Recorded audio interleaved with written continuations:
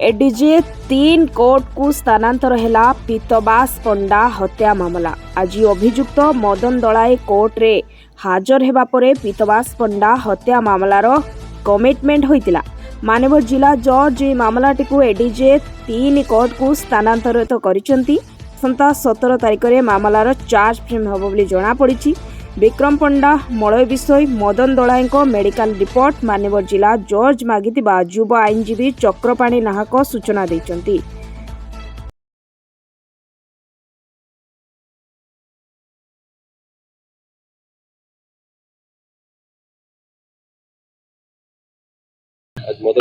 आज मदन दले हाजर होते जेहेतु स्वास्थ्य अवस्था बहुत गुरुतर थिला।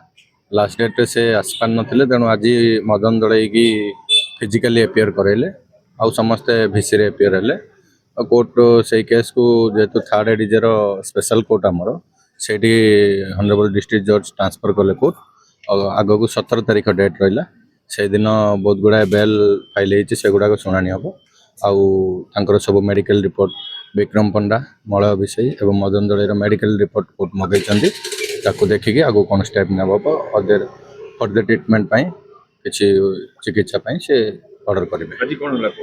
आज मदन दले आसते गोड़ हाथ दुईटा भांगी जाइए पुलिस नहीं कि आसते एपियर करैले कोर्ट कहले मदन दलेर भी कागज पत्र सब मगई आउ विक्रम पंडा काली आपण मैंने देखिथे काली सी एमकेसीजी मेडिकल जाइए तार भी मेडिकल डॉक्यूमेंट सब मैंने मगई कोर्ट बहुत जल्दी ट्रिटमेंट करने कोर्ट आदेश हाँ आज कमिटमेंट केस थर्ड एडीजे को पड़ेगा। 17 थर्ड एडीजे केस चार्ज अच्छी। ब्रह्मपुर रिपोर्ट जनता खबर टीवी।